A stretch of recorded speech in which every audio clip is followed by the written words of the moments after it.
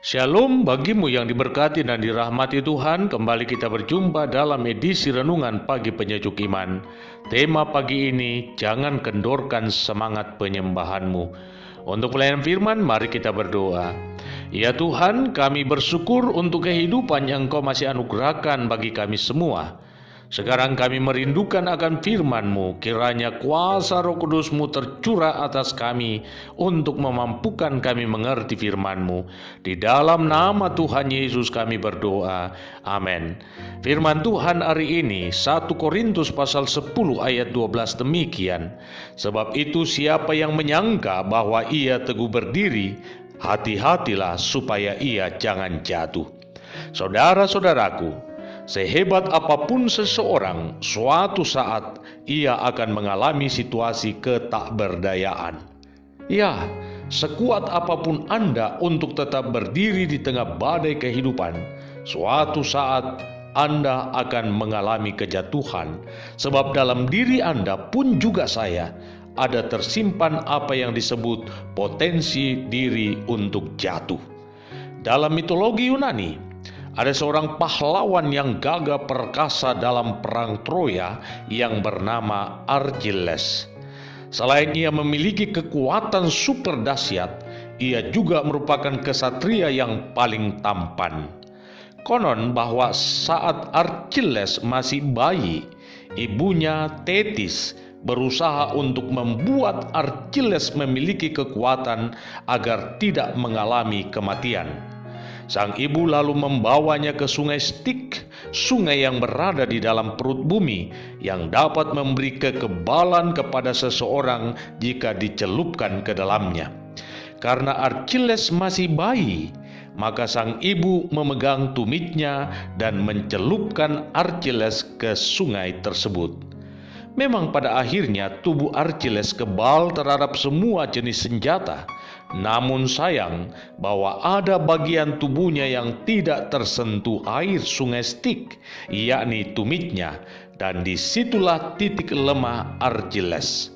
Suatu waktu, Agamemnon, Raja Mykenai, memimpin suatu ekspedisi pasukan Achaia ke Troya dan mengepung kota itu selama 10 tahun.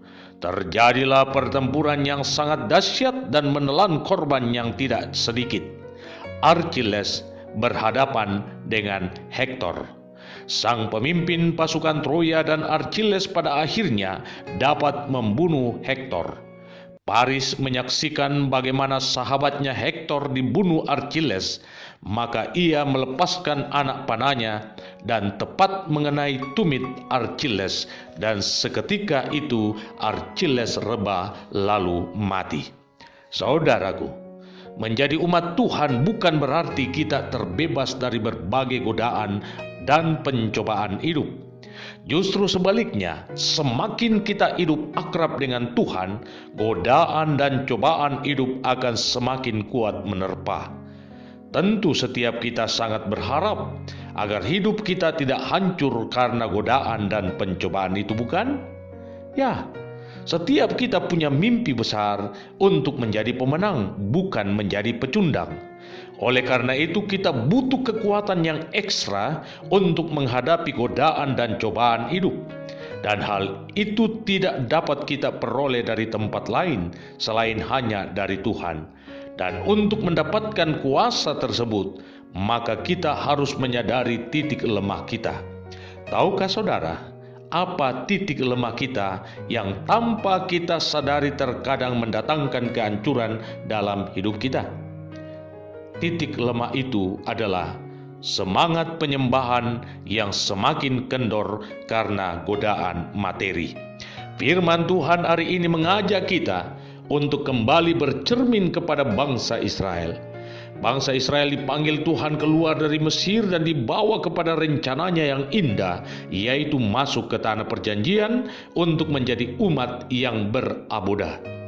Abodah adalah sikap bergantung sepenuhnya pada rencana dan maksud Allah, bukan gaya hidup hedonis atau gaya hidup yang mengikuti nafsu duniawi. Tetapi sayang, di tengah perjalanan, sebagian besar dari mereka mati di padang gurun. Hati mereka tidak sepenuhnya tertuju kepada Allah, dan kita pun harus berhati-hati, sebab hal yang sama pun dapat menjadi warna kehidupan kita. Karena itu saya mau menegaskan hal ini.